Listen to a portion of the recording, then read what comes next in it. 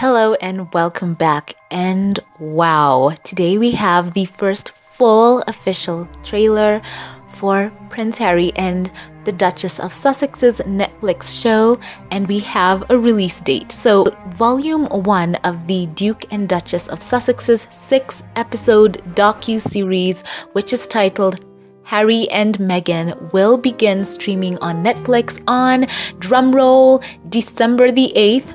Volume 2 will premiere on December the 15th. So we've already seen the trailer. For those of you who've watched it, just immediately jump in the comment section, please, and let me know what you think. I absolutely loved the trailer. It was so impactful. So the intimate first look at the docu-series that will shed light on the highs and the lows of the couple's love story is going to air, and I believe that it is going to be a huge hit for Netflix. Everyone's gonna be tuning in, let's all be honest. Even the quote-unquote haters, I call them fans because they really do check on this couple, so they're gonna be tuned into as well, those secret fans. And I just love the trailer. So we now have the premiere date, and I love the fact that the trailer is showing us that this is going to be so revelatory. As we know, it starts off by the Duke of Sussex saying, quote, "It's really hard to look back on it now and go, what on earth happened," end quote. And he also went on to say, "There is a hierarchy of the family, you know, there's leaking, but there's also planting of stories. It's a dirty game," end quote. So that was the voiceover from Prince Harry, and it shows that he is willing to go there. He's going to talk about backdoor communications that go on and totally shed light on that practice. Not only, as he said, leaks, but planting stories. So that's a whole new level. So as I said, this is gonna be so deeply revealing. So he also went on in the voiceover and said this, which was so stand out to me. He said this, quote, "The pain and suffering of women marrying into this institution, this feeding frenzy," end quote. And as he says this, the footage showed Princess Diana and also Kate and how the photographers treated them. And we see scenes of both of them being followed. And then Meghan says finally, quote, "I realized they're never going to protect you," end quote. So referring to Princess Diana, Prince Harry also said, quote, "I was terrified. I didn't want history to repeat itself," end quote. I am so proud of the Duke of Sussex because, as he says, he did not want history to repeat itself, and he took charge. As someone who grew up in that environment, who knows how everything works behind the scenes, and who has had a first-hand look behind the curtain, he was not willing to let the secret kind of contract just go on and see his wife, as he said a while ago, suffering in private. He was not going to allow that. And the fear of the control of, some of the tabloid press. He was not going to let that hinder him from taking the necessary steps to ensure that Meghan was protected. And he says this as well, "No one knows the full truth." And he added, "We know the full truth," end quote. So, isn't that interesting? And right now, I've gone online, and there is this commentary that is coming forth that he is attacking the royal family. And who said that he was attacking them? And of course, there are also people, who are approaching this whole docuseries with dread. And why must one fear if they have done nothing wrong? That's always what I say. And it's been documented over and over again when we talk about leaks, when we talk about now, as Prince Harry said, stories actually being planted. This is not new. We heard this confirmed in the BBC documentary of sort that came out a while ago, where they talked about a senior figure in the royal household who was passing information to the Mail on Sunday in order to help defeat the Duchess's case. And this was a statement from the Sussex's lawyer. Even we found out a while later that Jason Knopf actually did, in the court proceedings, help the Mail on Sunday and the associated newspapers in their court case against Meghan. And that was official. That was just there. We know that that's not something that can be refuted. And we've also heard people who are members of the royal rota talking about the fact that they have sources within the palace. We're going to quote Dan Wooten here. We're going to let them speak for themselves, straight from the horse's mouth. He said this: "Much of the negativity coming towards the couple is coming from within the royal family. The royal family and staff of the royal family are often the ones leaking these stories to the press." End quote.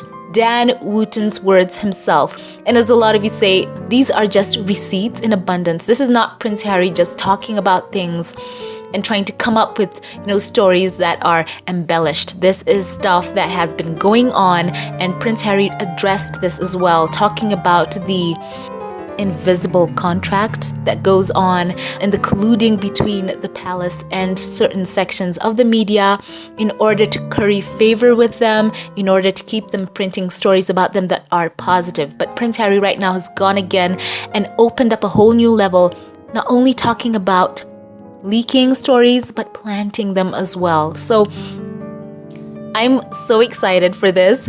And I'm hoping that at the end of this, that as Prince Harry has talked about it being a dirty game, that right now the institution can take stock of how it's been operating, and people within that institution who have been leaking and planting these kinds of stories. I hope that there can be a moment for them to think about what they are truly doing and what impact that they've been having, and let's have some change. Nothing changes until you confront it. So let Prince Harry and Meghan blow the lid on that whole operation, and perhaps there will be some positive change for other members coming up in the other generations moving forward. Because, if they do believe in the whole system of hierarchy and all that, let everyone shine on their own merit, not someone pulling another one down in order to stand taller. That doesn't even help that individual in the long run. I do believe it is quite damaging to that institution as a whole. So yes, this is amazing.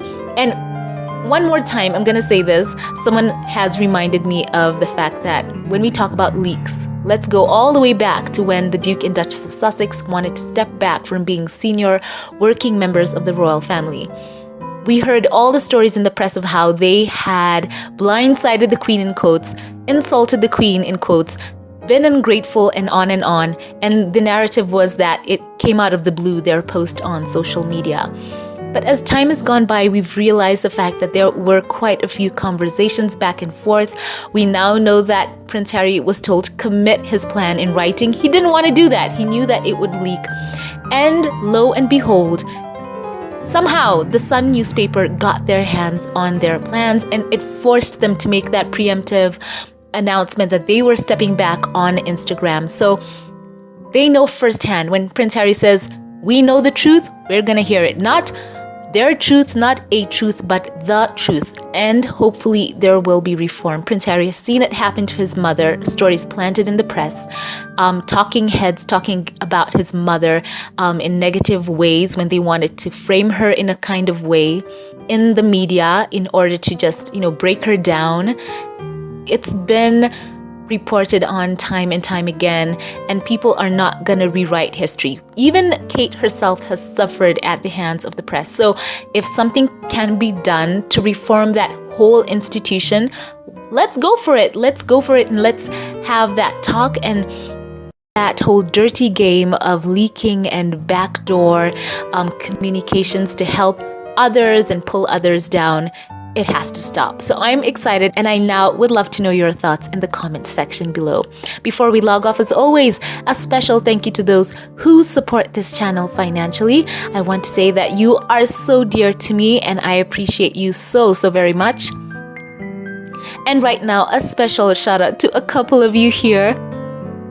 Thank you to you, James Calvin Daniels. Thank you so much for your support and giving for this channel. Thank you. Thank you to you, Betty Wright. I appreciate and love you from the bottom of my heart.